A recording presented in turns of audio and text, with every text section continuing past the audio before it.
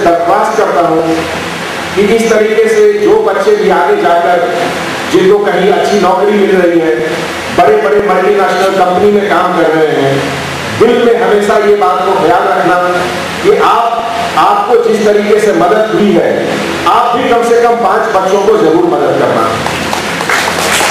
सबसे बड़ी इंसानियत यही है, सबसे बड़ा मजहब भी यही है। आपको अगर एक इंसान मदद कर रहा है, आप बदले में 5 को मदद करो। जहां तक पुराने शहर का सवाल है, अभी 10 दिन पहले हमारे कमिश्नर साहब, डीजीपी साहब और कुछ और अफसरान अमेरिका जाने का प्रोग्राम बना रहे थे। तो चर्चा हो रही थी कि अमेरिका में जब जाएंगे, वहां के पुलिस ऑफिसरों से मुलाकात होगी तो कुछ गिफ्ट क्या दें। तो हमने कहा कि पूरी अमेरिका का इतिहास 250 साल से ज्यादा पुराना नहीं है और हमारे यहाँ 4 मीनार 400 साल पुराना है। तो एक 4 मीनार का रेप्लिका लेके जाइए, सबसे बड़ी चीज यही है।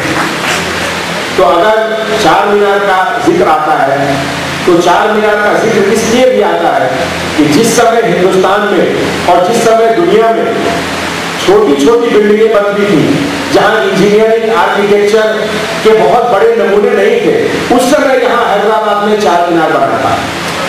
तो 4 मीनार का टेक्नोलॉजी, पुराने शहर का टेक्नोलॉजी, हैदराबाद का टेक्नोलॉजी, समझिए क्या है जो कि 400 साल के बाद भी इमारत अभी बुलंद है। तो इस तरीके से अगर आपके अंदर एक लगन हो, आपके अंदर एक जोश हो और एक सही गाइडेंस मिले तो उसकी कोई लिमिट नहीं है। Sky is the limit. अभी वीडियो में आप लोगों को दिखाया गया, छोटे छोटे गलतियों के कारण देश की जान चली जाती है। जान तो चली जाती है, लेकिन एक जिंदगी भर का दर्द परिवार को, गार्जियन को, रिलेशन को, सबको रहता है। तो मैं उम्मीद करता हूं कि आज आप लोग खुद ही केवल सही रास्ते पर न चले, नेक रास्ते पर न चले, बल्कि जो दूसरे भटक रहे हैं या किसी कारण इधर उधर डिस्ट्रैक्ट हो रहे हैं, उनको भी रोकें। सबसे बड़ी इबादत, जैसा कि हमारे मेरे साहब ने कहा कि अपने पेरेंट्स, अपने माँ, अपने अब्बा जान की इज्जत करें और उनके बताए हुए रास्तों पर चलें। इससे ज्यादा खुशी की बात और किसी फादर, किसी पिता, किसी अब्बा हुजूर को नहीं हो सकता है कि हमारा लड़का हमारे सामने हमसे ऊपर हो। तो ये खुशी देने का कोशिश करें। और अभी जो प्रेजेंट जनरेशन है, जो अभी नए लोग हैं, मैं कहता हूं कि आपसे ज्यादा लकी जनरेशन शायद कोई नहीं रहा होगा। जब मैं क्लास 8 में था, उस समय पहली बार मैं टेलीविजन देखा।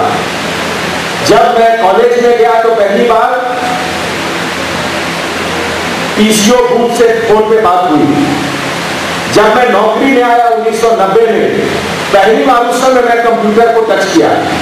और आज आप लोग सब 2 साल 3 साल की उम्र में ही ये सब काम करते हैं। तो ये जनरेशन कितना लकी जनरेशन है।